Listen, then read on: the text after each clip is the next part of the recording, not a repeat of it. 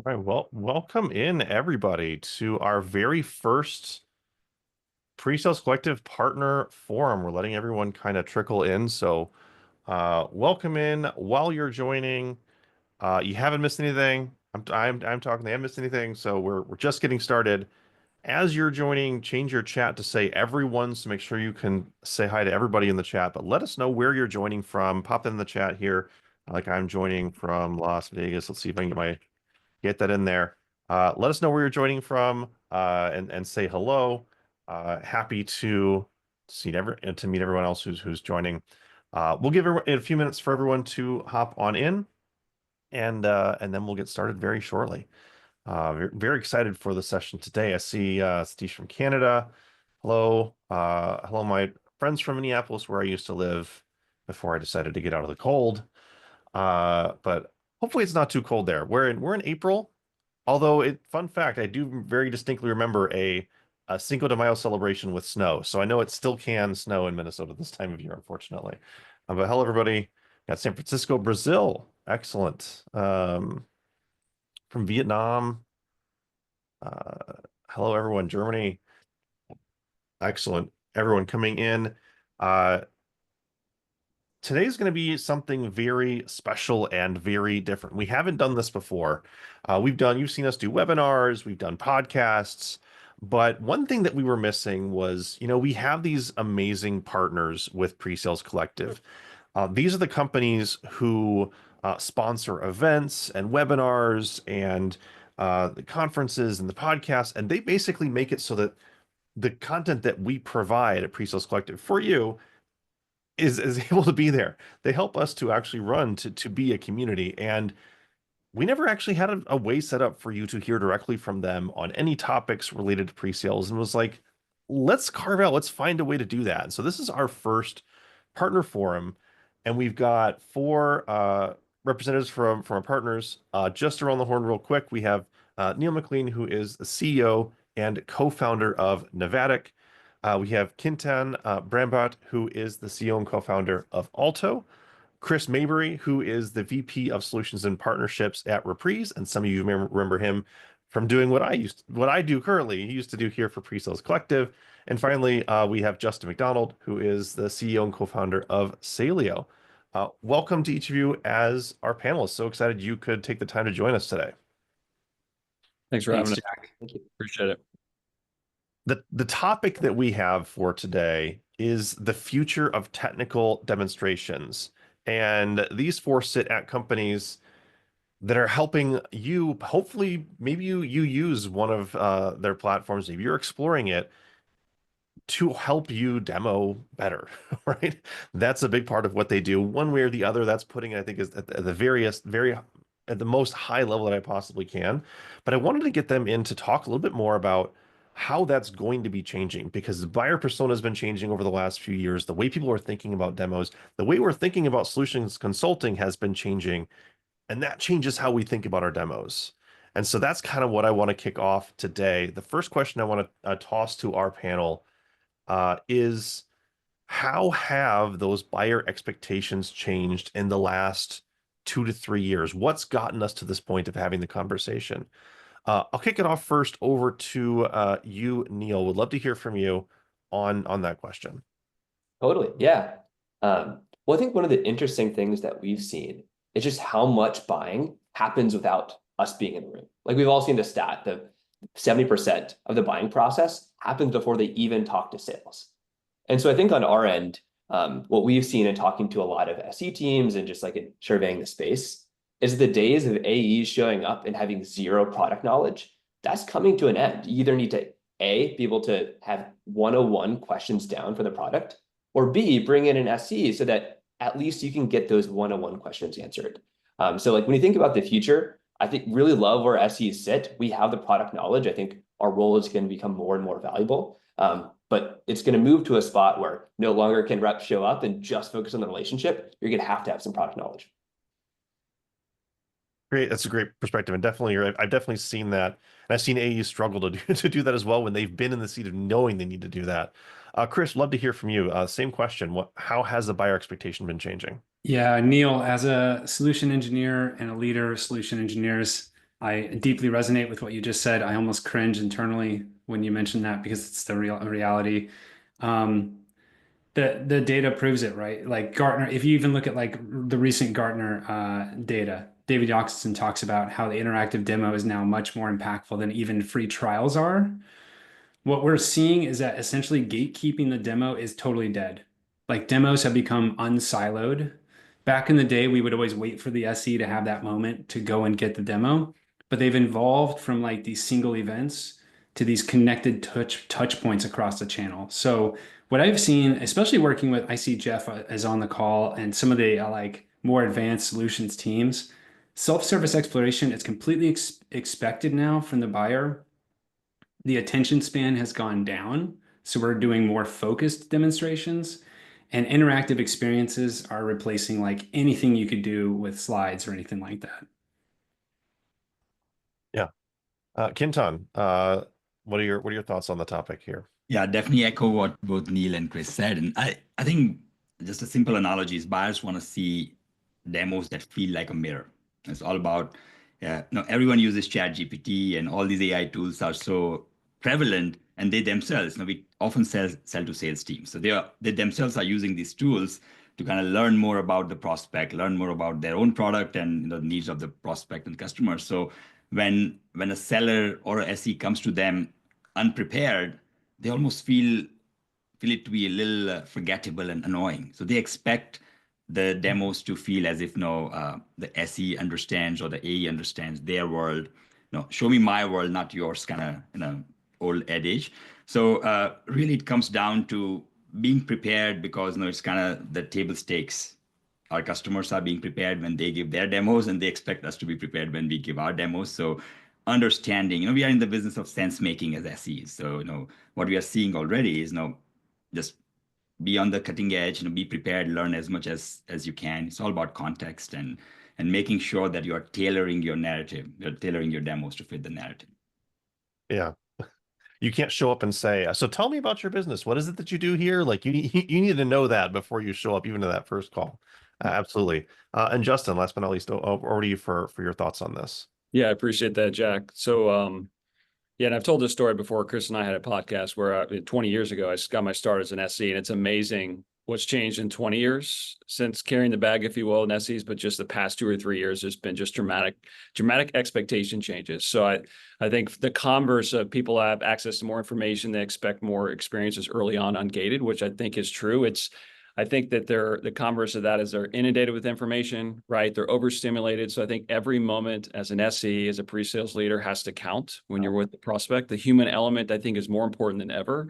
We're seeing that come through.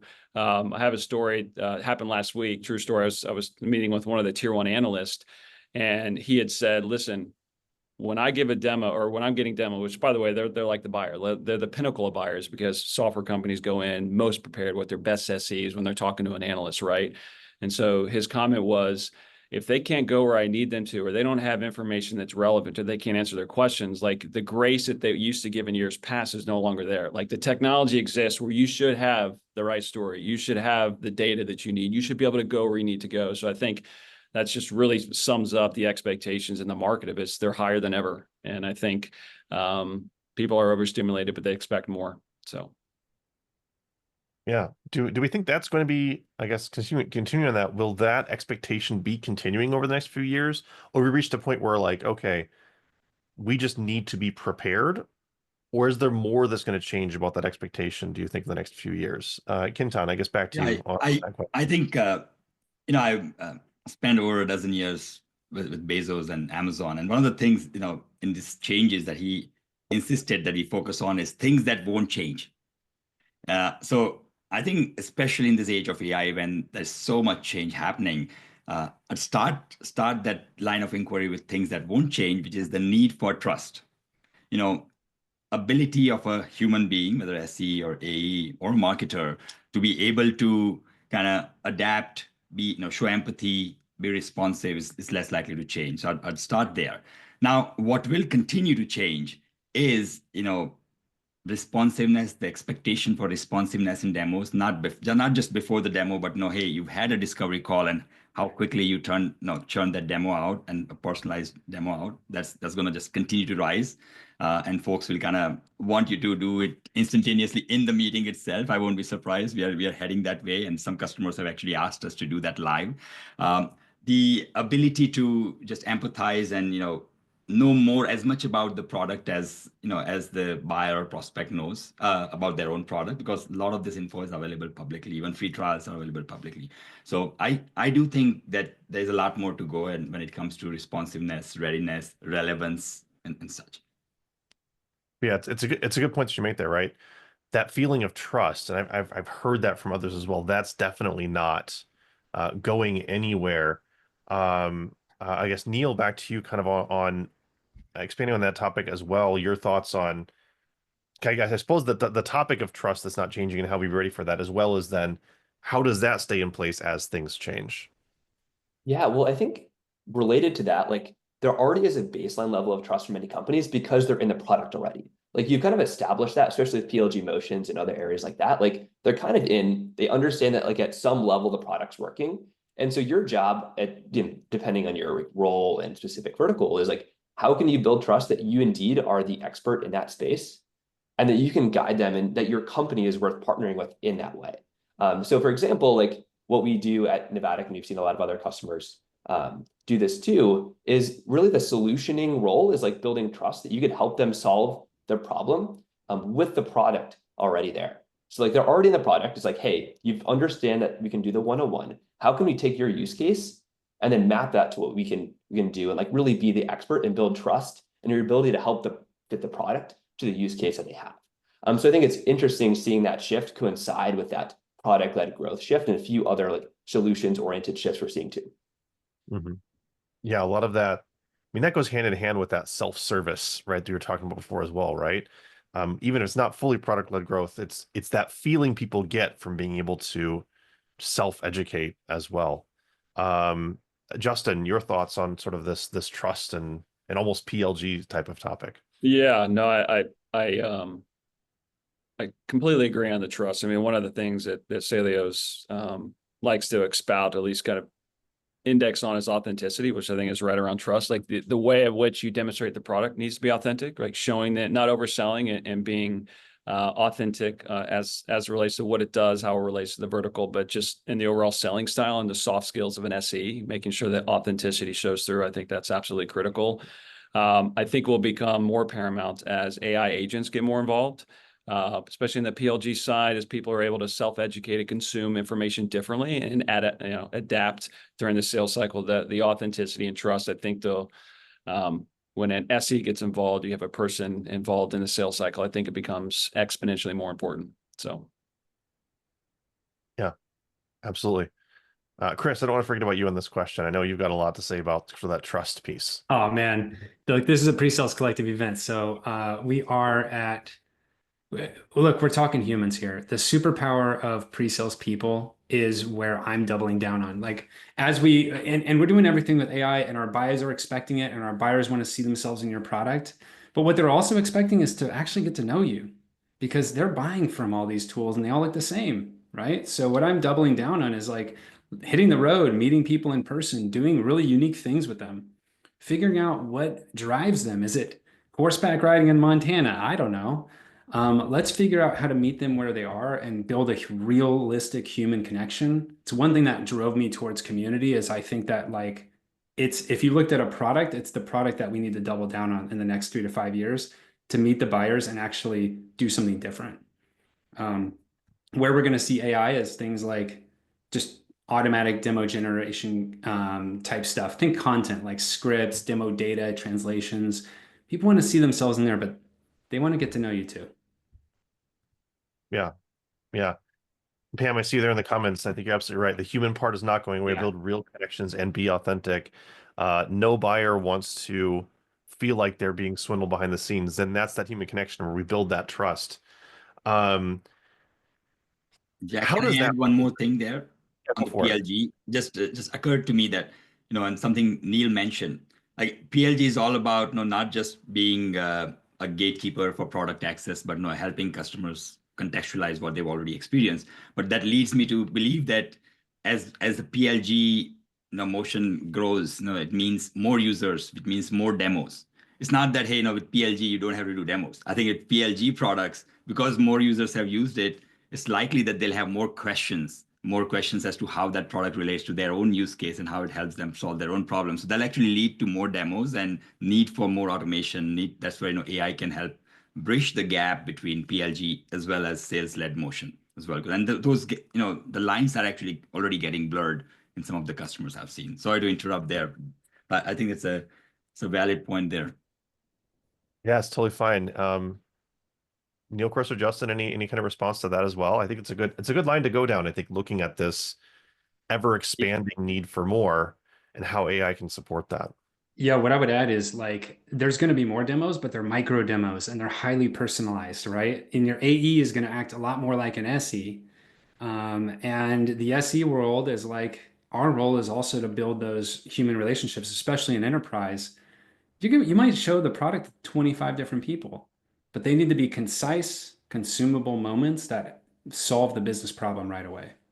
Yeah, I totally agree. I think the, top of the funnel PLG is fantastic. There's a place for it. There's going back to the high expectations. You get in cycle, you want the human element, and you want that demo to be extremely relevant to your vertical, to your industry, the specific use case that you're trying to see, the expectation of showing a particular product or an app that resonates with their actual requirements that we learn from discovery. The AEs or SEs are picking apart and really driving that into visual storytelling, which I think it's a really big aspect recently of you have their attention for a very limited time. And when you have it in each account, every single moment, how you're actually presenting, how you're communicating, that visual aspect is so critical to make sure that it lands and you get those wow moments. So. Yeah. Yeah, you're all speaking my language with the micro demos and the concise pieces. I've been trying to champion those ideas personally for many years. That why say something in 45 minutes if you can say it concisely and accurately in 5, right? Why should I feel the need to show you more than you need to see if what you need to see can be done in 5 minutes? I think it's absolutely right. How can, I mean, if we're seeing that need from the buyer, certainly, and we're trying to set our teams up to do that, is that just a technology consideration, or is that also is that a cultural change that needs to happen? How do we get there? Because certainly the way most sales teams works is show them everything all the time, show them everything all the time. That's, I feel like a lot of sales cultures. How do you start to make that change? Neil, I guess over to you to kind of kick us off on this question. Yeah, well, I think there's a bunch of things you could do, but like super tactically, one area that I like, the way that I think about it is like almost like t-shirt sizes. Like you have a small, medium, and large size answer. And so because people have so many questions, they want to drive that experience. Like they've done so much of the research in advance. One of the most effective techniques that I've personally found was doing that small answer first. So if someone says like, hey, does Navattic have a Salesforce integration? It's like, yes, we do. You can map fields. It's at the lead, contact, opportunity, or account. And so you can provide the one-to-one answer. And then if they want to dive in more, they typically will, at least in my experience. But you're not giving them the large answer that's like 3 minutes that like provides all the features they want. And that really tends to kind of lose momentum when those large answers are provided.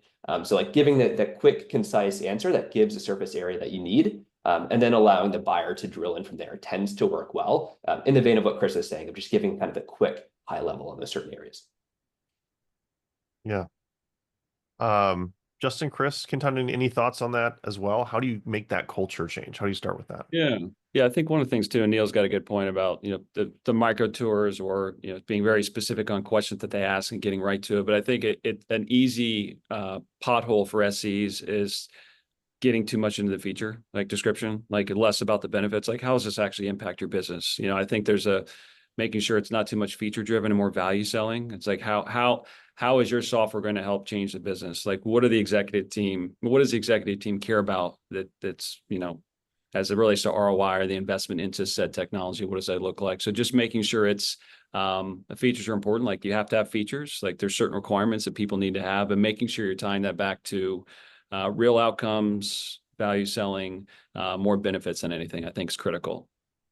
Yeah, I 100% agree. I think a misconception about micro tours and this smaller demos is that they are easier to produce and such. And it's actually the exact opposite. It actually requires a lot more prep. And just human psychology wise, it's about earning that trust. You start with a small, relevant piece of content, piece of demo to earn that trust, and you kind of build upon there. And it's actually not about dumbing it down. It's about sequencing it right. So you're providing enough a number of off ramps to the buyer, the buying committee, and the off ramp may differ from one member of the buying committee versus the other. So, and that behooves upon us as SEs to do a lot more prep. And that's where I think AI really helps. That's where the latest technology helps. So it's about doing a lot more work so you can distill it down to make sure that the first micro demo that you give is the most relevant micro demo. Because if you can give any micro demo, and that may defeat the purpose. But you want to make sure that the first and the second and the third, the first one as well as the sequence of those demos are very relevant, very contextual. Yeah, appreciate that. Just as a reminder for anyone coming in, as I know I've seen a lot of people kind of coming in and out, I appreciate all the conversations going in. We're talking to Neil McLean, who's the CEO and co-founder of Navattic, Chris Maybury, VP of Solutions and Partnerships at Reprise, Kintan Bremhat, the CEO and co-founder at Olto, and Justin McDonald, CEO and co-founder of Saleo, with our first partnership forum, giving them a chance to talk to you directly in the community. If you do have a question, we will be doing a question and answer very soon. Great conversation so far. I'm going to make a little bit of a pivot to where we're at right now. I want to talk a bit about how we measure the effectiveness of these things that we're doing, because the way that we used to measure our sales teams and our pre-sales teams as it relates to demonstration capabilities and buyer responses doesn't work anymore if we're thinking about giving micro demos, making things more tailored, potentially, not following the traditional sales path. How can we more effectively measure our teams in this new light? Chris, we'd love to start with you. I know we actually recently just talked about this, so I know you've got an answer on that on measurement. Yeah, spending a lot of time with you, Jack. We just talked about it yesterday. I mean, the way that I design the measurement is a little interesting. And so follow me on SE leadership is my belief as SE leadership, you should attach yourself to board level metrics and design your team's operational efficiencies based on them. So I've designed my metrics on pipe gen, conversions, and retention. And in each one of those buckets are activations we do as solution engineers to drive those three metrics. So we are far beyond like the technical win boxes or whether or not we had a good fit or we did a good demo. I do nerd out on engagement metrics. I love engagement metrics. I think that tells you a lot about the conversations being had. But if you go up a notch and you say, okay, our vision is to convert or make customers successful and make them successful for the long run, you backtrack there and design metrics associated with, product adoption, product usage, product champions. How are they deploying it in unique, creative ways? This is a really different way to measure solutions engineering, but I think it actually gives us way more freedom. Yeah, I'll open up to the rest of the panel for kind of thoughts on measurement as well. I think it's more about outcome instead of output, and the way I've found it to be more effective and accountable way to get to outcomes is by focusing on the inputs. So things that we really tend to focus and our customers tend to focus on are time to create a demo. The demo lag, it's one of the directly correlated factors that leads to both the size of the length of the sales cycle as well as the conversion probability. Time to magic moments, as some customers like to tell, where time to wow, because really a demo done right can swing open that door or shut that door, right? And that's essentially when that magic moment happens. And where in the conversation, where in the call you get to that magic moment for like time to wow, is some customers call it. That was the moment that a buyer said that I knew we had to buy this solution versus something else. So we really try to measure it, and typically through surveys after the demo.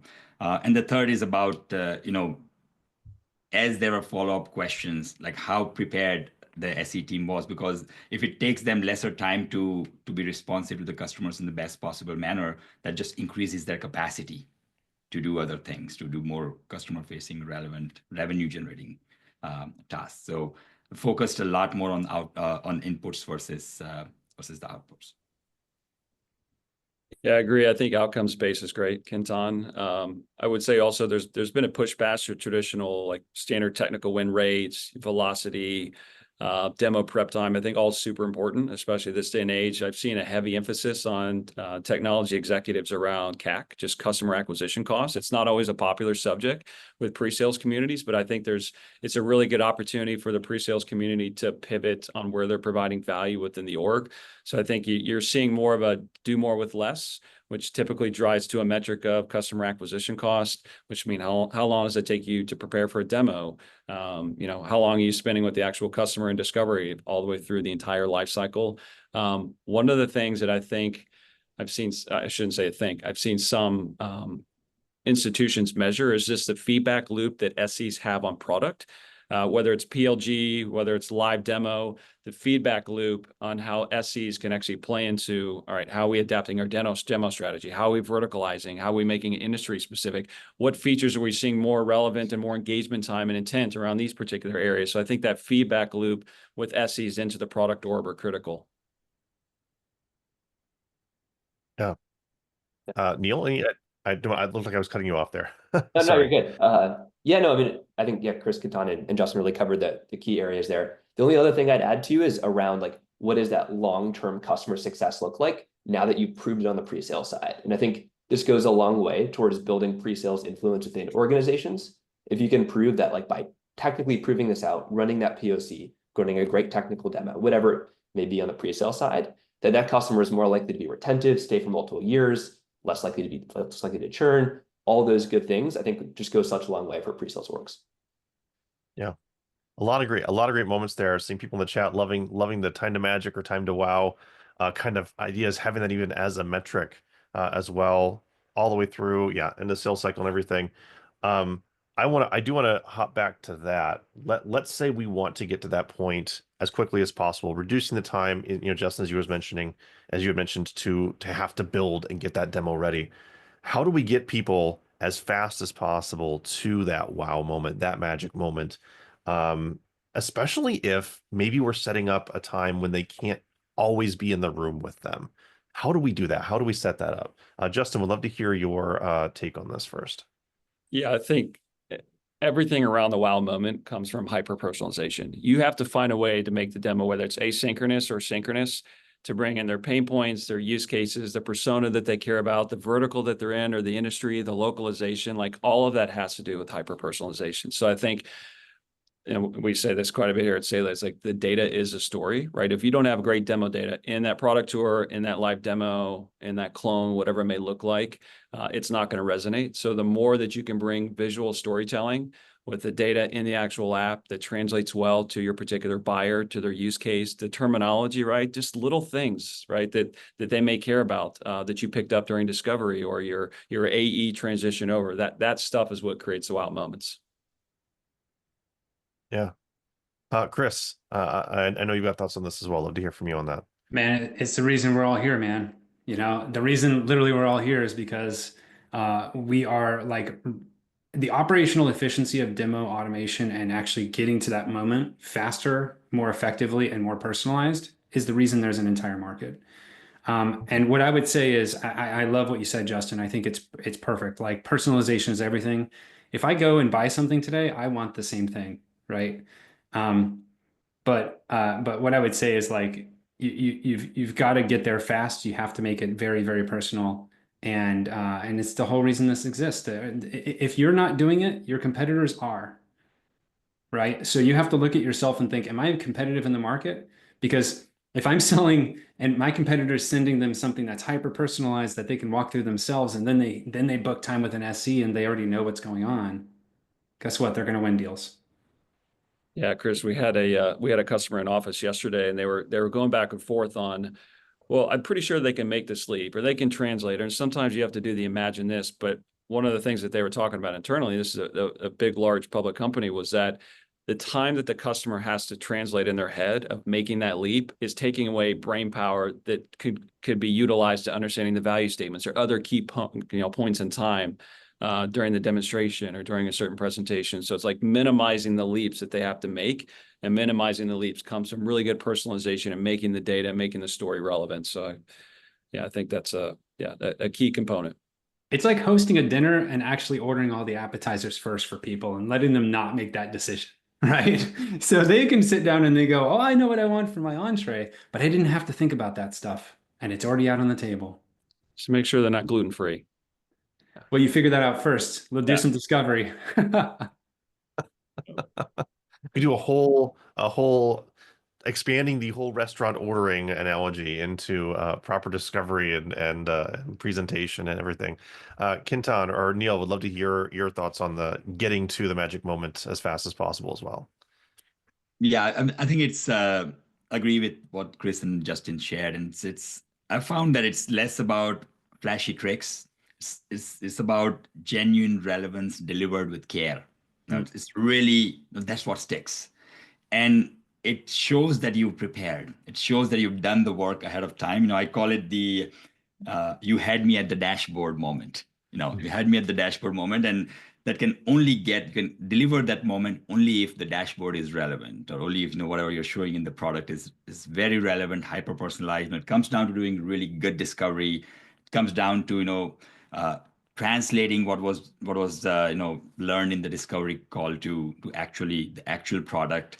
It's comes down to reducing the cognitive load, as Justin was pointing out, so that the customer does not have to interpret it, translate it, and then imagine it how it may look in their own product, but just seeing it, that mirror analogy that I was talking about. But first and foremost, if the customer or the buyer feels that you genuinely care and you kind of put in the work, it often leads to a wow moment, is what I've seen. Yeah. Absolutely love that. Neil, any thoughts on the magic moment? Yeah, I think this, the reason we're all here today. But the other part of the thing that's interesting too is like the content personalization piece too. So you show, like Justin and Kadan and Chris were mentioning, like you show the dashboard that's personalized to them. But I think also, as much as you can, really putting yourself in the shoes of the buyer in your talk track goes such a long way. It's like, when we talk to buyers, we hear that updating a video takes this amount of time, and then it's stale in 3 months. So like really identifying like those key pain points and then almost sharing them back to the buyer is a really effective way to amplify that wow moment on top of the demo environment that's personalized, to really like hammer home that. And on top of that, sharing out that personalized content afterwards, before and after, goes a long way too. But that's the only thing I had there. Yeah, I think you bring up a good point. It's like the personalization and the technology available, to do that is important, right? And, several of us here, that's kind of the business that we run, right? Is all around the data and the personalization. But I think it's the authenticity and the care factor. It's almost like, I liken it to, your wife or your partner, your kids, like the intentionality of caring enough where you're picking up on certain cues, the experience that you're developing, the questions that you're asking, and they're seeing that actually come to fruition in the actual demonstration. It's that the authenticity and the human element in care factor, being intentional, just goes a long way. And that's where the fun part comes in, right, Justin? Is like it actually allows us in solutions to actually do our job, which is like make those connections. Like one of my favorite things is like bringing in those unexpected value moments. If your environment is speaking for itself, and you've set yourself up well, you can actually do way deeper questions. You can be more curious. You can have that feeling when you join the demo that it's just going to work. Like, I don't know if you guys have been back to back to back before and you're like, oh gosh, I hate clicking on this button, right? But knowing that that's not the case, it allows you to be more curious. It allows you to be a lot more creative. And tactically, I've found, Chris, that no, and this is easier to do depending on how much discovery you've done, but basically actually tactically asking the prospect during a demo, hey, if you had a magic wand, what would you like to do? And then, as soon as they are done saying that, you say, your wish is my command, and you actually demo that specific feature. That leads to, I've had people applaud during a demo. So like, oh, I didn't realize you could just do it. So, and that it really boils down to discovery. Yeah, absolutely. I love this, and hopefully everyone's taking the same notes that I am on some of the takeaways here. But we are kind of pretty close to the end. I've got one more question I'm going to ask the panel, and then we're going to go to a Q&A where you get to ask your questions if you're here attending. So use the Q&A box that you see at the bottom. Throw questions in for the panel. Before we get there, one final question that I want to have. As we're here, let's say, everyone here watching is pre-sales professional, more than likely. What skills do I need as a pre-sales professional in order to be ready for the evolving landscape? Are there soft skills I need to be focusing on? Are there technologies that I should be learning in order to be able to kind of keep up with the direction that things are going based on what we're talking about today? Kintan, I'd actually like to kick it off with you for this one, if you don't mind. Yeah, I think it's echoing what I said earlier, like focusing on what's not going to change, and it's really the need for trust, and that's where the skill sets you need for that are customer empathy, real-time adaptability, the judgment, ability to kind of shape a compelling narrative based on what you know about the prospect situation. So it's really, as AI does all the prep and helps you, prepare the assets, it's going to become even more important to just bring that human element, judgment, care, empathy, and such. The same things now. These things were true 10 years ago. They are true today, and they'll be true 10 years from now. Yeah, I'll open up the rest of the panel. Who is once going to take that one next?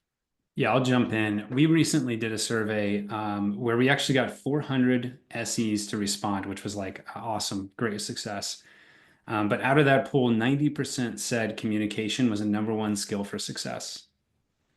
And again, it's like, this is why I love this problem, is because as we're solving this problem, we're actually just unlocking what solutions and pre-sales people are already good at. So I would not run to a boot camp. I would not run to try to understand how to build an AI tool. I would use AI every day, but I would not run to that. I would run to how to build better relationships and make yourself meaningful across the org. You need to be a go-to-market expert, not just a demo expert or a technical expert. And to understand how business works, especially in enterprise, who economic buyers are, what are their decision criteria. Focus on that stuff. That's going to set you apart.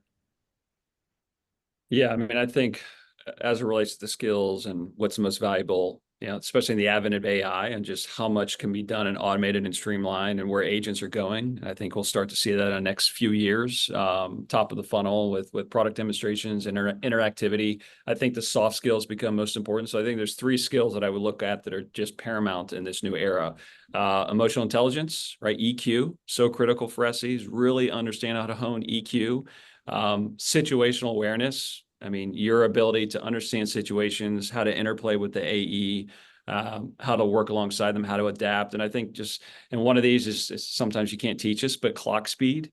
And Kenton kind of mentioned the adaptation, like your ability to understand how to work on the fly, pivot, really understand and translate what the buyer's saying, and then how that's coming out into what you're presenting next, or the scenarios or the customer stories that you're trying to bring into the fold to help communicate what they're actually looking for, the question that they have. So yeah, so it'd be emotional intelligence, situational awareness, and then overall clock speed.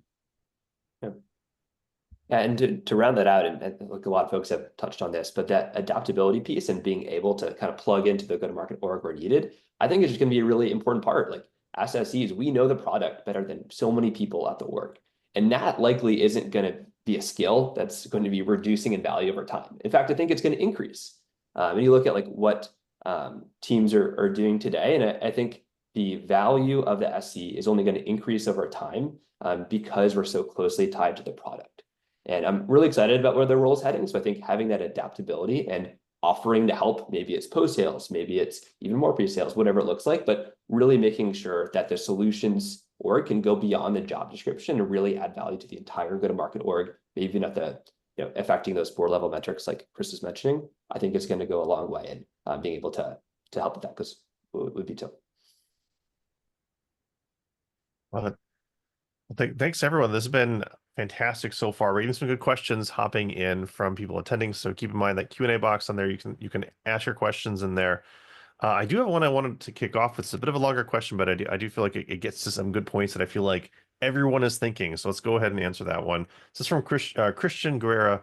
When working with sales as an SC, how do you slow down the process to be better prepared? What are some great ways to do that and push back as needed? We know sales are just go, go, go and want to show up and throw up all over the wall. As SEs, they often feel this is a delicate dance that occurs because you can easily offend that salesperson. Because it's a little bit about that AE SE dynamic. How, if we're trying to do things that we've been talking about here in this call, which I think is great, how do we get our AE counterparts on board with this as well? Would be what I would append to that. I'll open this up to the panel who has an opinion they want to kind of take with this right off. What I would say, Christian, is enable your AEs to do demos. Don't let them wait on you to get to that point where they can do as much as they can, right? So unlock them, get them off your back. Number two is, how are we making the customer successful? So ensure you understand collecting revenue as an AE's number one job. You're on their side, you're on their team. You want them to do that.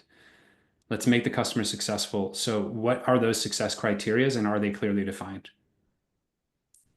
And try not to judge, ask the question honestly and openly, just like that. Like, hey, how are we going to make them successful? And often they'll pump their own brakes if they find that they don't have a good answer for that. Yeah, it's funny. I feel like every pre-sales collective dinner I've been at, there's always one sort of fun jab at SEs over to the AE fence, which I think is just the age-old funny dynamic, right? I mean, we're all on the same team working together, but there are certain things that we're looking for where we need to be successful that ultimately benefit the customer. So I would say the thing that I've seen the best SEs do is do not be afraid to have open lines of communications with the AEs. I think so many times SEs get into order taking and it's like they have to do this because AEs, and it depends on the leadership dynamic too of how much sales perceived power sales have versus SE leadership. Do not be afraid to have really good communication and thoughtful conversations with the AE. If they're pushing you too much, if they're getting you into traps and different situations that just don't bode well for you, or they're not preparing you and doing discovery well enough, being very open, honest, authentic, again, goes back to that emotional intelligence. It works internally as much as it does external. Be open with the AEs, give them constructive feedback, help them. Going back to your Jerry Maguire reference, Kitana, I'm not sure if anyone picked up on this, kind of help me help you, right? Like ultimately, if they help you as SE, you're going to help the business, you're going to benefit and serve the customer best. Yeah, I think the answer depends. Christian, thanks for that question as well. There's sometimes, because you have shared objectives, right, to win the deal and such. And sometimes I think it really depends on why they is kind of pushing for a certain velocity or so on. So agree with what Chris, Justin, you shared 100%, obviously, right? We're partners in this and there's not a superiority on one way or the other. But I think it's all about enablement, like enabling the SE, enabling the AE org and the broader org to be able to do demos, to be able to, to help you give the right set of info so that you are prepared, you can get your demos done faster. And then really, leveraging AI. I mean, genuinely, this is not a pitch for AI tool. I think all of us have that here already. But it's really, I do think that AI allows us, it has the affordances to be able to move very fast. It's not uncommon. Like one of the magic wand scenarios that I was referring to was that, hey, a customer told, hey, wouldn't it be cool if for every opportunity this month in our CRM that is at the demo ready stage, I just have demos prepared, like personalized demos for each of those 50 or 60 prospects prepared at a time. And say, of course, sure, you can. And that's, so some of it I'll actually take on as a challenge and see how much you can push the boundaries using AI to kind of, be fast and be quick and such. I think the reason we need that little bit of a lag is to prepare. And if preparation can be done much faster, I would actually embrace it. But if the pushback is coming for reasons that are not logical or not aligned with the shared objectives, then I'll definitely push back and and empower the AEs to do the demos themselves as much as possible and such. So the answer is really it depends. And the good news is that there's no helplessness on the SE side, because there are AI can actually help you embrace that challenge and kind of rise up to it. Yeah, I'd say too, sometimes just reading the question, Christian, it's a great question. How do you slow down the process to be better prepared? Maybe changing the narrative of back to sales. Like at the moment, anytime when someone in sales hears slow down, they think velocity, and that's not good, right? So it's less about slowing down, more about, I need this from you. I need these particular components to make sure that we're delivering well. Inherently, that will slow it down, right? But I think phrasing the question differently to sales is going to land better than, hey, how do I slow your deal up and slow velocity? No one wants to hear that. I'm sure you don't as well, but there's things that you need to be prepared, the correct data, the correct prep time, the correct information from discovery. So maybe more about, this is what I need from you. It will inherently maybe slow things down or maybe have them be more prepared, but just how you communicate that would be good. Excellent question. Thank you for that. We got a few more coming in here. This is a little bit different. We haven't really explored this too much in the call, but I want to ask this. This is from Nav. What are the factors you look at to qualify out the engagement for a prospect? We've talked all about, meeting the customer where they're at and the things that we can do to actually expand what we do, but should we be looking at qualifying out more? How is that changing with the dynamics we've talked about today? I think that's definitely something that's super important, especially like we've all seen the impacts of having so many back-to-back demos and saying yes to every AE request. Like your calendar can fill up crazy fast. So with that, I think really looking at the actions more so than the words is helpful. I think many prospects, depending on your vertical and industry, have a tendency to really want to elevate like where kind of they are in the org, and we know that like they may not have the buy-in they need, and there's maybe a lot more steps to get across the line. So really looking at like, all right, are they bringing in people into the call? Have they engaged in the account? Like looking at the true actions they've taken versus saying like, oh, we're interested, we want to learn more. Like I think balancing both is helpful, but really looking at the actions can help you distill. The way I lean into this is the way I understand the question, and good points, Neil. I agree with what you said too. Is your second part of your question is around discovery. It's about being curious. It's like being overly curious about their success. If you truly understand what success looks like in your product and their business, and you really understand it's solving a business pain point, then I wouldn't qualify out the deal. But if you can't figure that out, or if that prospect is not in a true moment of pain, then it becomes a science experiment, and it's fun to work on, and it's no longer a business pain. And that at that point, I would say, look, I don't. Maybe you do it internally first. I don't think we're going to solve their problem. They're probably not going to move forward. Because at the least, maybe they'll move forward, but they're going to turn right out the gate, right? So the moment the CRO looks at the line item and says, how many people use this? And the engagement's like 12%, they're going to dump you, right? So you have to like set them up for success. Yeah, agreed. I think, going back to the factors of qualifying engagement, I think it's company specific, but I think many of those can be feature related. They can be ICP related. Is it the best fit customer? I think ultimately what it comes down to is that don't be afraid to say no. You only have so much time and energy to invest into customers, into deals. And so being part of an org where, hey, qualifying out is a good thing, right? If we don't think this is a good fit, hey, we may win the deal, but if this ends up churning, if you have a business that's measuring correctly for retention and then GRR, that matters more to the long-term enterprise value of a company than just getting the next sale. So just being long-term thinking and making sure you're not chasing something this isn't a good fit, right? It's not good for you, and it's not good for the customer. Plus one to all of that. Yeah, plus one to all of that. I mean, it's all just being genuine about, hey, it's a shared objective. Once the deal is done, once they start using, the shared objective is to solve the common problem of the customer at that point. And if you genuinely don't think that either your product or your product in that context, whether it's pricing, whether it's the actual expectations of the customer can successfully achieve those shared objectives, then it's best to be upfront about it and move on. Yeah, absolutely. Love the takes on there. Agree with everything everyone's been saying. One more question we're going to hop to before we get to our panelists' kind of thoughts to leave you with, and a little bit where you can contact them if you're interested in the specific products that they offer. The last question I have, one from Seth here, which I think is an interesting kind of take because we haven't really touched on it too much. When is video good, and when do you need live demos, early stage and late stage? When can an A use video resources, and when should they lean in on an SC for a live demo? Yeah, I think video is good. Yeah, go ahead, Justin, please. Okay, then please go ahead.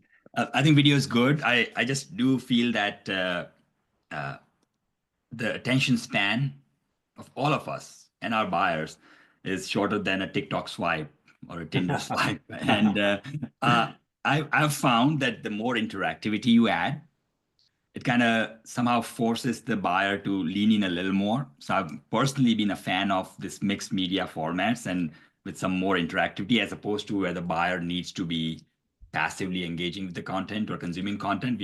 I found just a tad bit of interactivity has helped even at the micro tour level.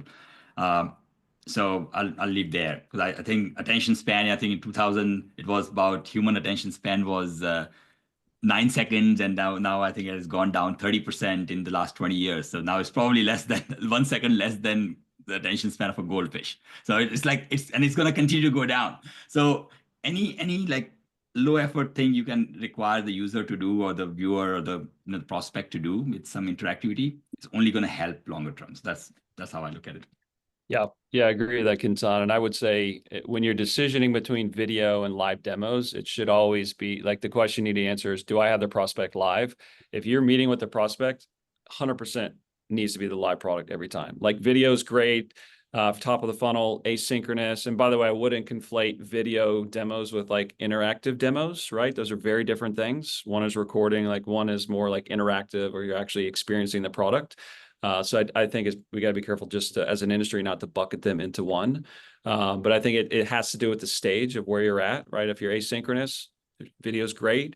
I had a meeting, had a live demo with the live product. I want to send a video after the fact to recap, also a really good use. So I think it really depends on if you're meeting synchronously with the actual prospect and then where you are in the sales cycle on which one. They're both good, right? You need them at different points. One is not better than the other. They just need to be used differently.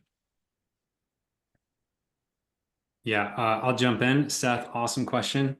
My question back is why would an AE need to use a video resource? And how do we unlock the AE so that they don't have to lean on the SE to show them the product outside of a video? There's so many tools now. There's a toolbox. And the best way to empower solutions leaders is to allow them to enable the AEs to not have to use slide decks or videos, allow them to walk through parts of the product that makes sense for that stage of the buying cycle. And then lean on the SE turns into like an actual value moment for the solutions team. So it's a bit of a different take, but that's the way I see that. +1, video very early, and then live product once that you're actually up on the call. Yeah. Excellent. Excellent. Well, we're almost out of time, so I want to make sure we get to this. In my opinion, don't leave early because this is the most important bit here. I want to hear from each of our panelists in turn a little bit about kind of your final takeaway, your final thoughts on what people should be keeping in mind around the kind of the new reality. Also, keep it brief, and this may be a little spicy because everyone here competes with each other in a way. So a little bit about yourself, about your company, in case someone wants to hear a little bit more, how they can reach out to you for kind of finding out more about your company. Neil, we'll start with you, and then we'll go around the circle as it is on my video screen. It might be different on yours, but we'll go around the circle here. Neil, we'll start with you. Yeah, sounds great. Well, I think the overall kind of like thought that I shared there is that because buying is moving to a point where so much is happening async, the moments and interactions you have with prospects really matter. So making the most of the time that you have, prepping accordingly, really nailing those calls, I think is going to become increasingly important. And we know like the value of a really well done demo. So I think continuing to invest there and the topics that we discussed today will go a long way. And so I guess in that vein, like that's really what we focus on in Navattic, is really helping teams create interactive product demos that can be shared before a demo. After a demo, you can select your interests, it customize the demo based on that. And it's really no code designed for pre-sales, marketing, and CS teams. So we're happy to connect with folks that have interest in this concept or introducing demo automation. Please feel free to reach out to myself or anyone on the Navattic team. Excellent. Thank you, Neil. Justin, going around the circle, over to you. Yeah, it's a great discussion, by the way. I love to see the kind of the hearts and minds of the folks in the audience and the questions that you ask. I would say, with AI, I think what Neil said was very, very, very founded, right? You have very limited time with the buyers. So I think every moment that you can maximize on the live demo and making it relevant, making it count, building relationships, a human element is not going away. If anything, it's getting more important, right? The expectations are continuing to level up, as I mentioned early on. So I think finding ways of which you can really nail the live demo, the data around the live demo, making it relevant to whom you're talking to, I think is critical. So we have a whole mission here at Saleo, is, kind of going to your question, Jack, of, what do we do? Why do we matter? It's like, how do you transform the live product to really bring it forth, to have those wow moments, to allow them to really feel, understand, and resonate with the buyer and what you're actually showing them. So, Saleo designed a technology that essentially transforms all the data in the live app. And so we're very passionate about the live product, care about it deeply, and it's really our focus. We also agree with Neil, like we love the interactive demos. We have that as well. I think it's super important. I think the thing that I would take away from all of this is there's a reason why there's so many vendors in this space, right? There's many different ways to come about it. There's so many different points in the sales cycle where different variations of tech matter. That's why all of us are relevant. There's a need for all of us, right? There's different points in time in this sales cycle and the types of buyers that need and consume information differently and require technology to do so. So I think it's, I love where the space is going. It's great to be able to sit here and talk with 3 other leaders in the space. So I've enjoyed it. As it relates to Saleo, you're welcome to connect with me on LinkedIn. If you have any questions after the fact, you're welcome to email me as well. Personally, it's justin@saleo.io. So Thank you, Justin. Absolutely. Kintan, over to you. Yeah, thanks, Jack. And first of all, thanks for bringing us all together here. And if there's one thing I've learned, that in addition to managing the pre-sales collective, Jack, I think you have a brilliant voice for being a voice actor for audiobooks. Now, I've sold a lot of audiobooks at my time at Amazon, and I think you have a brilliant voice. But for real, thank you so much, for all that you do. Pre-sales has been an historically underserved community, and very kudos to you, Chris, as well, and Jack, for all the great work you have done and are continuing to do. And I was particularly excited to be on the panel with all of you, Justin, Neil, Chris. You guys, as the newest kid on the block, really look up to what you've done for the industry and where you're going. So really appreciate that. I think Olto focuses primarily on live product demos as well. No, we are AI native. We are kind of a couple of years old, so we're kind of conceived and born after the Gen AI revolution has started. So we are more AI native, and would love to share the perspectives. I see a lot of our customers, like a couple of our customers in the audience, so shout out to them.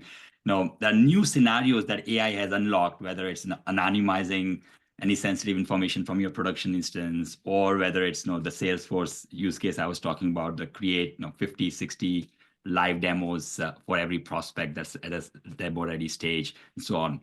Truly an honor to be part of this conversation. I'd love to connect. I run a SE book club with the authors, so I'd love to have some of you who are into reading books join that, and reach out. I'm Kintan, Kintan @olto.com. Please reach out, and I would love to trade notes. Thank you. Thank you, Kintan. And last but certainly not least, Chris, your final thoughts. Yeah, thanks for the shout out there, Kintan, on PreSales Collective. Also, fun fact, Jack did the audiobook for Ron Whitson's book. So you're one step ahead. He's already done this before, and it sounds great. Awesome. Look, a few years ago when I was a solution engineer, I fell in love with this problem of scaling the brilliance of solutions people. Solution consultants are super smart people who like to work on meaningful things, and we do not like to work on things that feel like they're repetitive or they're not moving the needle, right? So at a company called Datto, what we did is we designed this entire year based on expanding our influence. We ran into a problem where we could not give, to Christina's point earlier, we couldn't give an environment to our sellers that actually allowed them to stay on rails and actually have a conversation without killing our demo environment. Let's be honest, like our demo environment was sacred. We did not want to allow it to open up to everyone. And that's when I really fell in love with that problem. It was before even running PreSales Collective. And so I love focusing on like one of my favorite problems in the whole space, which is just unlocking pre-sales people. That's what we're actually talking about here, is we're talking about enabling the rest of the business to do many bits of those pieces and parts so that when it gets to that moment for the solution consultant, they're able to actually shine. Like they can do their work. They're not hoping the stuff works and they're not trying to fix the demo environment and the data 5 minutes before the call. And so I am super passionate about getting back to being creative. And at Reprise, we basically have a platform that touches every one of those moments and allows the rest of the go-to-market and product teams to show demos, do live demos, do cloning, do tours, keep AEs on Rails. And that's what I'm passionate about. So like we go to everybody here in this panel, we go to the Super Bowl every day.